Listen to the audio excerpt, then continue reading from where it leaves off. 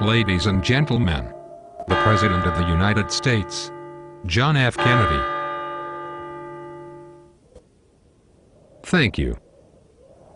I once told you that there was a ruthless conspiracy waged against our country, and today I would like to explain what it was.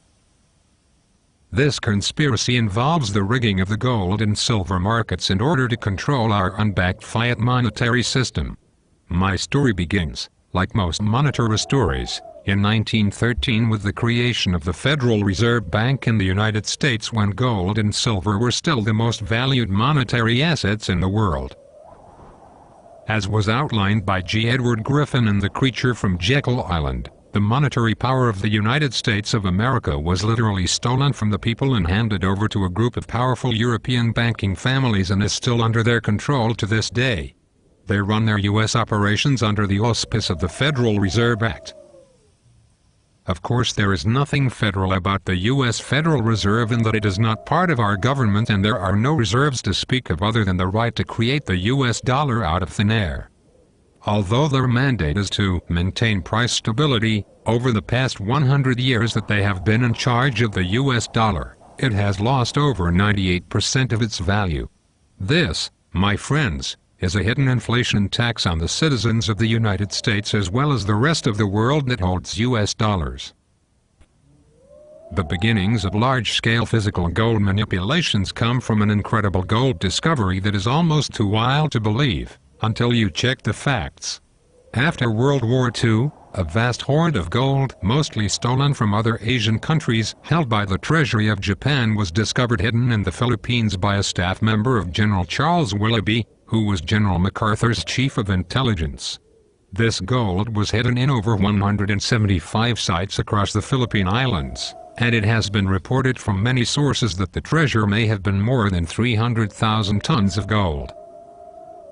Over the years, this gold has been used as the main source of covert funding by the U.S. and Western intelligence agencies to manipulate markets, overthrow governments, and enrich the personal coffers of those who have been charged with administering it. This treasure has been known by many names, including Yamashita's Gold, the Golden Lily Treasure, the Black Eagle Fund, and many other offshoots. This amazing revelation became known to the public with the 2003 release of the book Gold Warriors, America's Secret Recovery of Yamashita's Gold, written by Sterling and Peggy Seagrave. Given that the total amount of gold ever mined in the world is estimated to be only about 160,000 tons, this gold discovery created both a blessing and a curse for the United States over the years. The announcement of this gold find in the 1940s would have crushed the value of monetary gold around the world, and since the U.S. government was the largest holder of monetary gold, it would have significantly devalued our sacred constitutional money. So the U.S. decided to keep this treasure a secret, and what grew from this treasure trove was a twisted, deceitful, and corrupt secret cabal of insiders that literally believed they ruled the world. Every U.S. president since Harry Truman has known about this secret treasure, and the organizations that grew up around it. The institutions that were involved with this treasure are vast and powerful, including J.P. Morgan, Citigroup, AIG, the World Bank, Deutsche Bank, UBS, Morgan Stanley, and the list goes on and on. Washington power players from the early days of Bill Donovan and Edward Casey, to modern times, the Bushes, the Clintons, Dick Cheney, and many more, have used this treasure trove to advance their agendas. Today they are known as the Enterprise, and are now the evil stepchild of the United States that no one dare speak of. From the end of World War II until the early 2000s, this group has worked in the shadows and went virtually unnoticed, implementing covert policies on unsuspecting countries around the world. In addition to advancing their national agendas, they also were corrupted by the wealth that the treasure provided, lining their own pockets along the way. Much of this operation was run out of the NSA and CIA through programs discussed in John Perkins' book, Confessions of an Economic Hitman. Since the publication of this book, many economic hitmen have come out of the shadows to tell their stories. Through all this madness, the Federal Reserve Bank was for the most part run by people who were not part of the banking cabal, and actually had the best interest of the United States in mind. Many of them knew of the dark side of their banking lineage, but many were not part of the banking cabal, at least not at first. One of the most honest of the Fed chairmen was Arthur Burns, who was a very strong advocate of the gold standard in his early days at the Fed, and also just happened to be the mentor to a brilliant young economist named Alan Greenspan. Unbeknownst to many, Alan Greenspan was one of the first financial computer programming experts in the late 1960s. He was also the world's biggest gold bug. After the U.S. was forced off the gold standard in the 1970s, at the request of Arthur Burns, Greenspan implemented computer market rigging programs to control market prices for gold and silver in order to help string out the use of fiat money. The idea was to run the unbacked fiat monetary system for as long as possible, sucking out all the benefits such as building houses, roads, and infrastructure before returning to the discipline of a gold standard. In order to achieve legitimacy, regulatory bodies such as the CFTC and SEC were implemented with the wink and a nod that there really was a little man behind the curtain who should be protected and shielded from the public eye at all costs. At the time, Greenspan worked for President Ford as the head of the Council of Economic Advisors. Unfortunately, this market rigging mechanism worked too well, and was eventually taken over by the darker banking forces working as the primary dealers of the Federal Reserve Bank of New York. Eventually, the bad guys took it over and moved it out of the public's view and into companies such as Bernie Madoff Investments, and others that still operate today. All throughout the 1980s and 90s, various schemes and mechanisms were implemented to rig the gold and silver prices, including setting up a shell mining company, Barrick Gold, to process the Yamashita's gold and facilitate the banking cabal's gold hedging scams. Other tools worked just as well, such as metal leasing, swapping, pooled funds, ETFs, etc.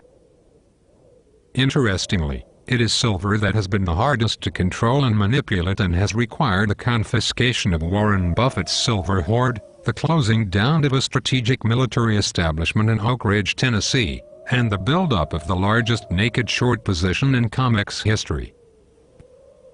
Now to the darker side. In the early 1990s, an ingenious plot was cooked up by the Vulcans, a subset of the Enterprise, to crush the Russian Empire in what was to be called Project Hammer. The idea was to create a slush fund of $240 billion in fraudulent, possibly gold-backed, 10-year bonds to economically crush the Russian ruble, loot its treasury, and transfer ownership of Russia's vast natural resources to US-backed partners. Although the original intention of this group may have been admirable as a peaceful way to wage a war, the cover-up of the $240 billion fraudulent bond issuance was almost unthinkable. The fact is, these bonds were created on September 12, 1991 and matured 10 years later, to the day. Believe what you may about the tragedy that befell our country on 9/11, but before you dismiss the conspiracy theories, you must read the Office of Naval Intelligence Secret 9/11 Report, Collateral Damage, U.S. Covert Operations and the Terrorist Attacks on September 11, 2001. Once you read this report, you will see that there was very little hope for our nation's future with these evil people controlling our lives. But wait. We do have hope left. There is a group of true Americans that are trying to take back our liberty that these evil people stole from us so many years ago. 9/11 was the catalyst that has led to the end of the banking cabal's 100-year reign. Led by Ron Paul, Alan Greenspan, Michael Mukasey and many others, this group of good guys are winning the battle to take back our monetary system. They tried to take down the banksters in 2008, but came up just short. The problem was, the people of the United States were not ready. But now, we are. Unfortunately, there is only one way to destroy those who control us. That is to destroy everything that is connected with unbacked fiat money. This includes all paper and electronic debts, as well as paper and electronic assets. A global creative destruction event. I'm sorry, but it is the only way. Without destroying it all, we will not be able to remove these evil controllers and we will become debt slaves in a ruined nation. My friends, we are on the brink of the largest economic collapse in the history of mankind. Nothing in the electronic or paper form will survive. It will be very frightening, but in the end there will be a global debt jubilee. All debt will be erased. We will be able to start fresh without answering to those who have controlled our lives for so long. We are close to the end of a very long and very dark chapter in our lives. I wish us all the best in this time of turmoil, and may God bless the United States of America. For more secret information about gold and silver manipulation, visit www.roadtoruta.com.